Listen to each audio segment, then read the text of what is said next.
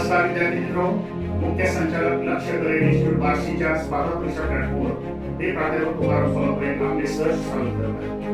नुकतेच मित्रांनो, केंद्र सरकारच्या स्टाफ सिलेक्शन मार्फत आपणाला 10वी आणि 12वी उत्तीर्ण असेल तर 3000 पदाची जाहिरात प्राप्त झालेली आहे. मित्रांनो, फॉर्म भरणे सुरू झालेले आहे. फॉर्मची अंतिम मुदत 4 मे आहे. या फॉर्ममध्ये मुलींना, विशेषतः महिलांना, त्याचबरोबर पीडब्ल्यू विद्यार्थी, त्याचबरोबर एससी एसटी विद्यार्थी यांना 1 रुपया सुद्धा फी नाही. त्यांनी फक्त फॉर्म भरणे गरजेचे आहे. सदरची परीक्षा ही आपल्याला माहिती आहे की जून महिन्यामध्ये होणार आहे. ही परीक्षा ऑनलाईन स्वरूपात होणार आहे आणि याचा निकाल माझ्या मताने जुलै ते ऑगस्ट महिन्यामध्ये लागतो. म्हणजे आपलं 10वी 12वी उत्तीर्ण असणाऱ्या विद्यार्थ्यांना शासकीय नोकरीचे स्वप्न अवघ्या 5 महिन्यामध्ये पूर्ण होणार आहे.